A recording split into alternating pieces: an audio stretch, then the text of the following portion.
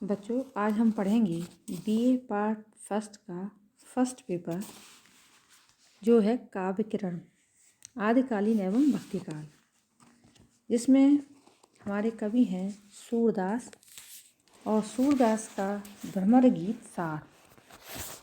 भ्रमर गीत सूरदास के भ्रमर गीत सार का मूल कथानक है कि श्री कृष्ण अपने मित्र उद्धव को गोपियों को सांत्वना देने के लिए तथा निर्गुण ब्रह्म का उपदेश देने के लिए ब्रज में भेजते हैं। उद्धव को निर्गुण ज्ञान योग का परम ज्ञानी होने का अहंकार रहता है।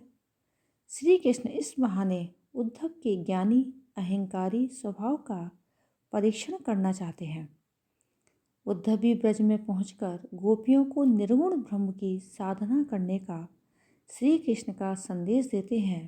इस तरह भ्रमर गीत सार का जो मूल उद्देश्य है वह है गोपियों को निर्गुण ब्रह्म की साधना पर लौकिक प्रेम को त्याग देने के लिए प्रेरित करना रहा है। परंतु यह इसका वास्तविक उद्देश्य यह बतलाता है कि निर्गुण निराकार ब्रह्म साधना की अपेक्षा जो गोपिकाएं हैं वे सगुण साकार ब्रह्म की उपासना करती हैं और वह निर्गुण ब्रह्म की अपेक्षा श्री कृष्ण के सगुण रूप प्रेम भक्ति को अधिक महत्व देती हैं। भ्रमरगीत सार में ज्ञान एवं योग की अपेक्षा प्रेम एवं भक्ति का अधिक महत्व बताया गया है। इसमें निर्गुण पर सगुण तथा ज्ञान योग पर प्रेम भक्ति की विषय पर श्रेष्ठता का प्रतिपादन किया गया है और यही सूरदास की इस रचना का प्रमुख उद्देश्य है।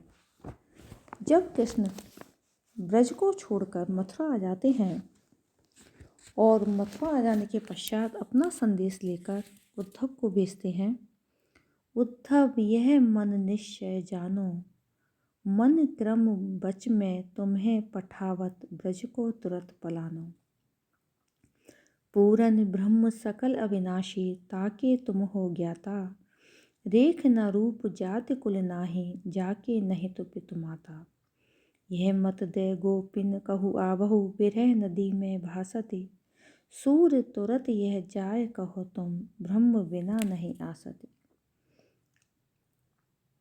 श्री कृष्ण ने उद्धव को ब्रज भेजते हैं और उद्धव से कहा कि तुम गोपियों को ब्रह्म का ज्ञान कराने के लिए शीघ्र जाओ, क्योंकि कृष्ण के मथुरा जाने के पश्चात गोपिकाएं पूर्णता के साथ कृष्ण के वियोग में डूबी हुई हैं।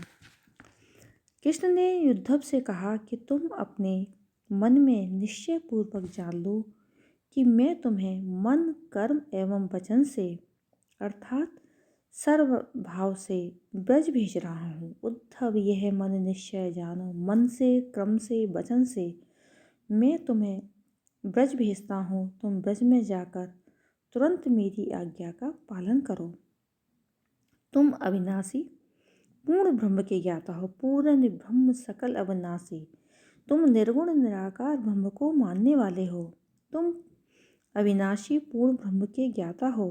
निराकार ब्रह्म का ज्ञान प्राप्त कर पाना सरल नहीं है, बिरले ही इसे जान पाते हैं। इसलिए तुम उन्हीं ब्रह्म ज्ञानियों में से एक हो।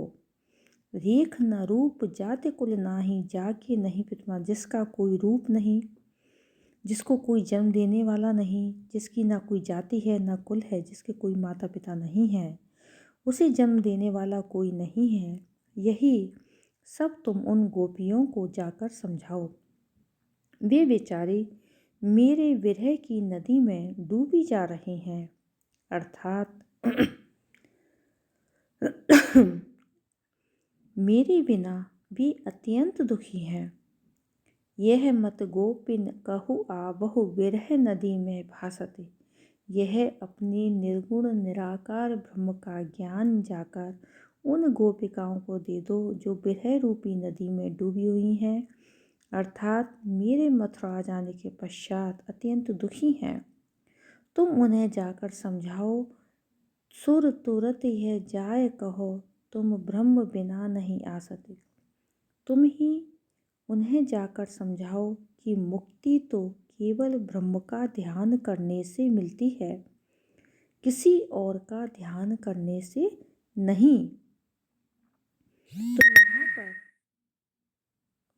कवि सूरदास जी निर्गुण निराकार पर साकार ब्रह्म की उपासना करने वाली गोपिकाओं के मन में निर्गुण निराकार ब्रह्म की स्थापना करने के लिए उद्धव को ब्रज भेजते हैं। यहाँ सीधे रूप में कृष्ण उद्धव को ब्रज जाने के लिए प्रेरित करते हैं, किंतु स्वभाव से वे उद्धव के ज्ञान के घमंड को दूर करना चाहते हैं। गोपिकाएं जो प्रगाढ़ कृष्ण भक्ति देखकर उद्धव का ब्रह्म ज्ञान संबंधी घमंड दूर हो जाएगा, ऐसा कृष्ण जानते थे।